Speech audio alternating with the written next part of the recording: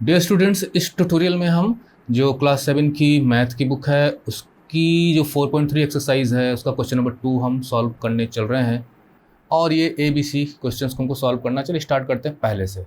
The teacher tales that, ध्यान से पढ़ना है। मैं आपको कई बार बता रहा हूँ कि अगर आपको इक्वेशंस से रिलेटेड क्वेश्चन को सॉल्व करना है तो you have to study very very attentively what the question tells, what information and data is provided within the question, and what we have to find. And then we have to link what we have to find with what data and information has been given. क्योंकि question में जो भी आपको information दी गई है उसी से आपको हेल्प लेके अननोन क्वांटिटी को पता करना होता है। तो चलिए उसी तरीके से हम शुरू करते हैं।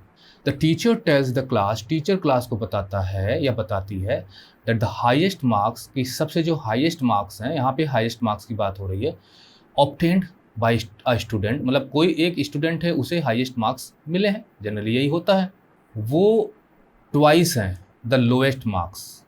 ठीक है, मतलब अगर आपको एक स्टूडेंट को हाईएस्ट मार्क्स मिला है, अगर आपको उसके हाईएस्ट मार्क्स पता करने हैं कि कितने हैं, तो आपको क्या करना है कि जो लोएस्ट मार्क्स उसका दुगना कर दीजिए, आपको हाईएस्ट मार्क्स पता चल जाएंगे। ठीक है, +7, और उसमें 7 आपको ऐड भी करना है साथ में, तब जाके हाईएस्ट स्कोर आपको 87 मिलेगा। What is the lowest score?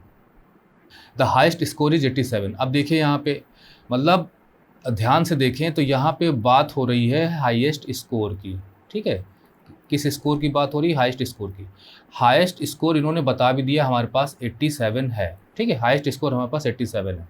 हमें लोएस्ट स्कोर पता करना है, तो हमें जो अननोन क्वांटिटी मिली है लोएस्ट स्कोर की, तो लोएस्ट स्कोर को हम x मानेंगे अभी, लेकिन हाईएस्ट स्कोर यहाँ पे 87 है। मतलब एक तो उन्होंने डायरेक्ट बता ही दिया कि हाईएस्ट स्कोर कितना है, वो है 87।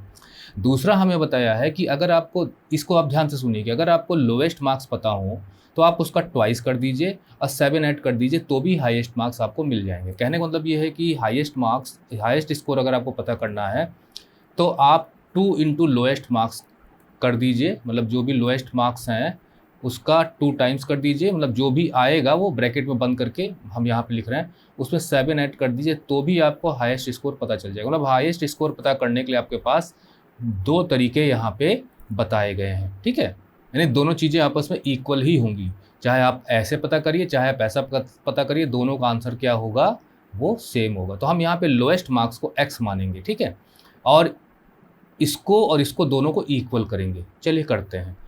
Late the lowest marks be x। ठीक है, अब यहाँ पे हम सॉल्व करते हैं according to condition of the question. आप ऐसे लिख सकते हो ACQ, according to condition of the question, मतलब क्वेश्चन की कंडीशन के अनुसार 2 इंटू लोएस्ट मार्क्स, मतलब 2x + 7 है ना। अगर आपको हाईएस्ट मार्क्स पता करने हैं तो आप ये लिख सकते हो, तो मैंने लिख दिया है 2x + 7, यानी 2 इंटू लोएस्ट मार्क्स हमने यहाँ पे x माना हुआ, 2 इंटू x, 2x + 7, ये हमें हाईएस्ट मार्क्स देगा।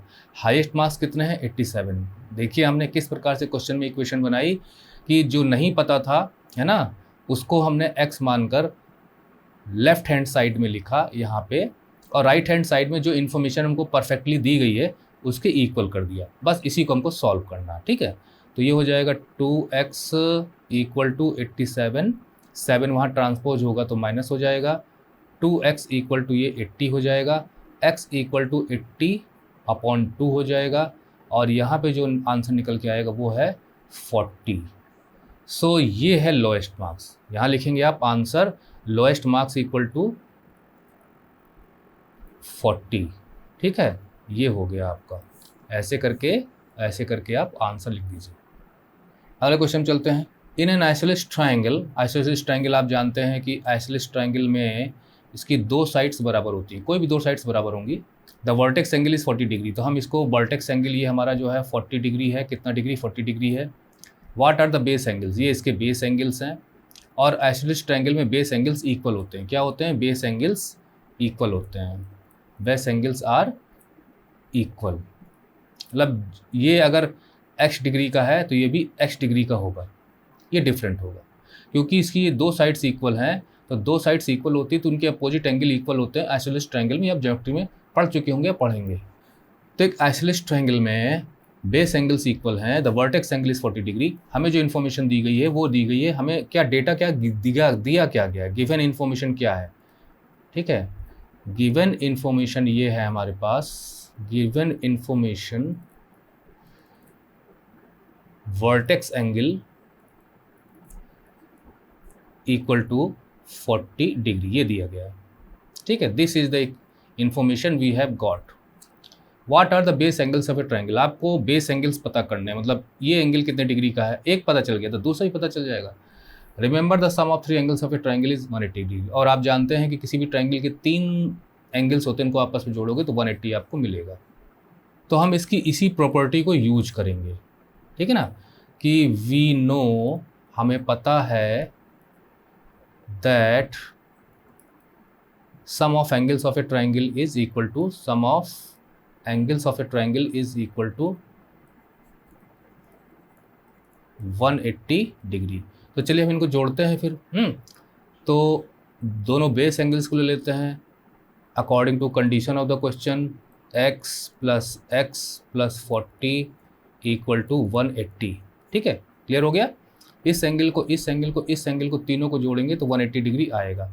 अब ये x प्लस x 2x हो जाएगा, है ना, प्लस 40 इक्वल टू 180, 2x यहीं रहेगा और 180 में से 40 जाएगा, तो 2x इक्वल टू ये हो जाएगा 140, x equal to 140 upon 2 equal to 7 equal to 70। So answer यहाँ पे निकला, द बेस एंगल्स आर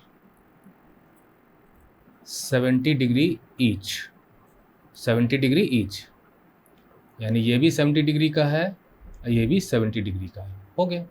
यहाँ पे हमने जो बेस एंगल उसे x माना था। अगला क्वेश्चन है, Sachin scored twice as many as Rahul's runs की बात हो रही। मतलब राहुल ने जितने रन बनाए थे, सचिन ने उसके 2 टाइम्स बनाए। राहुल ने 10 बनाए होंगे, सचिन ने 20 बनाए होंगे। राहुल ने 100 बनाए होंगे तो सचिन ने 200 बनाए होंगे, ऐसे ही है। Together their runs fell 2 short of a double century. लेकिन अगर हम दोनों के रनों को जोड़ देते हैं तो डबल सेंचुरी से 2 कम रह जाते हैं। मतलब दोनों को अगर जोड़ोगे तो ये 198 बनेगा। मतलब सचिन प्लस राहुल के रनों को जोड़ोगे तो ये बनेंगे 198 रन्स, 2 कम है। How many runs did each score, दोनों ने कितने कितने नंबर्स रन स्कोर किए। तो देखिए, इक्वेशन बनाने के लिए हमारे पास जो इन्फॉर्मेशन दी गई होती है उस इन्फॉर्मेशन से हम अननोन क्वांटिटी को कनेक्ट करते हैं, ठीक है। हमें ये बताया गया है कि अगर हमें राहुल के रन्स पता हो तो हम सचिन के पता कर सकते हैं, बस हमको उसका दुगना करना है। तो हम मान लेते हैं कि लेट राहुल्स रन्स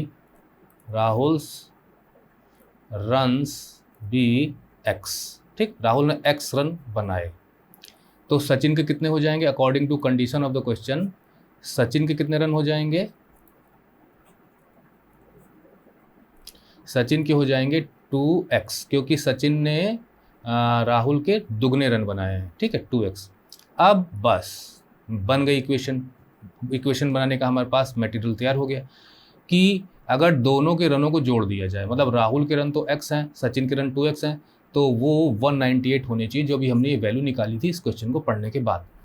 तो ये हो जाएगा, आपका इक्वेशन बनेगी कि सचिन के रन प्लस राहुल के रन दोनों को जोड़ा, ये 198 होनी चाहिए, ठीक है। 2x ये हो जाएगा 3x equal to 198, x equal to 198 upon 3, 3 6 जा 18, 3 6 जा 18, x इक्वल टू 66, ये वैल्यू हमारी निकल आई। अब x क्या है, राहुल, तो आंसर होगा, आंसर आप लिखेंगे यहाँ पे Rahul scored 66 runs, Sachin scored 66 का दुगना कर दीजिए, 66 इंटू 2 इक्वल टू 132 रन्स। हो गया answer. This is your answer. और अगर आप चेक करना चाहें तो चेक भी कर सकते हैं अपने आंसर को, है ना, क्योंकि 66 प्लस 132 करोगे तो ये आएगा 198। ये 3 क्वेश्चन थे इस एक्सरसाइज में, वो हमने कर दिए। अगले ट्यूटोरियल में आप इसकी अगली की एक्सरसाइज देखिए, और 4.3 का जो क्वेश्चन नंबर 3 है उसे हम अगले ट्यूटोरियल में सॉल्व करेंगे, और क्वेश्चन नंबर 4 भी अगले ट्यूटोरियल में सॉल्व करेंगे। सबका लिंक आपको वीडियो डिस्क्रिप्शन में मिलता रहता है। So saying you bye bye.